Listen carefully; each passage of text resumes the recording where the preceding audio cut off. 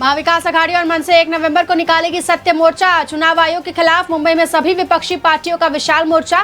राज ठाकरे ने सभी से मोर्चे में शामिल होने की अपील। चुनाव आयोग के खिलाफ मैदान में राज ठाकरे, हजारों की संख्या में लोग मोर्चे में हो सकते हैं शामिल। पुलिस अलर्ट, खुद लोकल ट्रेन से मोर्चा स्थल पर पहुंचेंगे मन से प्रमुख। शिक्षा में धार्मिक मुद्दे को लाकर आरएसएस का एजेंडा थोपने की कोशिश कर रही है सरकार। वंदे मातरम गीत अनिवार्य होने पर अबू आजमी के बाद समाजवादी पार्टी के विधायक रईस शेख ने जताई नाराजगी। रोहित आर्या एनकाउंटर मामले में विपक्ष हुई आक्रामक। शरद पवार गुट के नेता जितेंद्र आव्हाड ने उठाया सवाल, कहा जब आर्या बात करने के लिए तैयार था तो पुलिस ने उसकी जान क्यों ली? क्या सरकार अपनी खामी छुपा रही है? 1 नवंबर को भी मुंबई में भारी बारिश का अलर्ट, मुंबई कर रहे सतर्क। पालघर थाने और उपनगरों के लिए चेतावनी जारी। मुंबई में बंधक कांड के बाद हड़कंप। रोहित आर्य द्वारा सरकार पर पैसे चुकता नहीं किए जाने के आरोप के बाद मंत्री दादा भूसे ने शिक्षा विभाग से मांगी पूरी रिपोर्ट।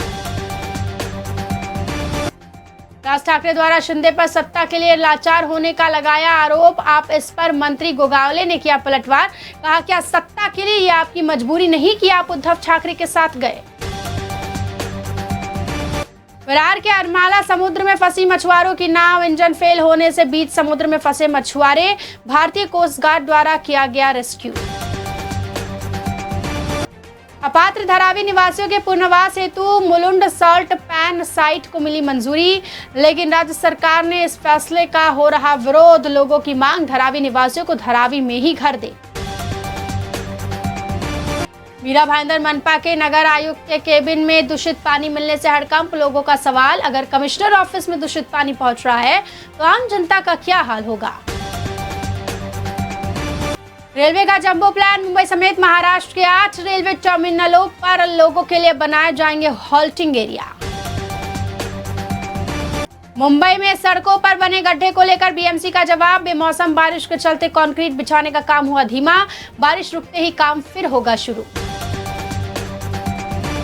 नवी मुंबई के तलोजा में हिला देने वाली घटना। 70 साल के बुजुर्ग ने 10 साल की बच्ची से किया यौन शोषण, आरोपियों में मां भी शामिल, मामले की जांच भी जारी।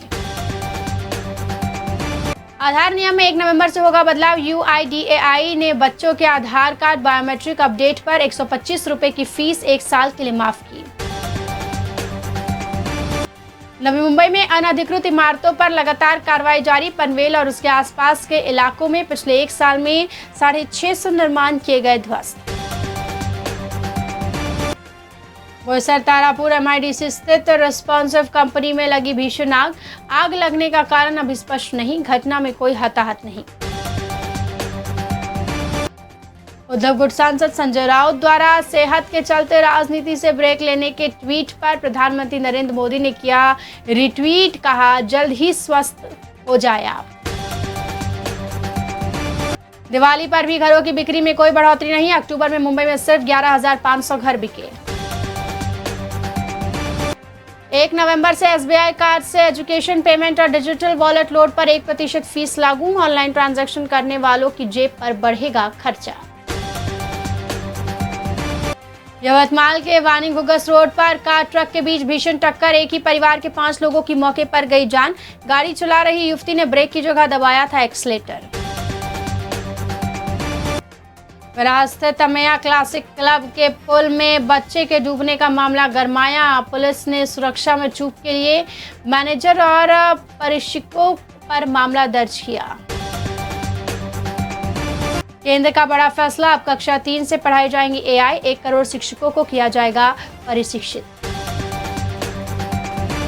89 साल के धर्मेंद्र की तबीयत फिर बिगड़ी। मुंबई के अस्पताल में हुए भर्ती। ब्रिज कैंडी अस्पताल में इलाज जारी। नगर सेवकों के चुनाव लड़ने का खर्च इलेक्शन कमीशन ने बढ़ाया। अब 10 के बजाय 15 लाख हुई सीमा। नाला सबारा की राजौरी बीच पर बाइक चला रहे शौकिया जोड़ा खाई में फिसला। हादसे में दोनों कीचड़ में सने।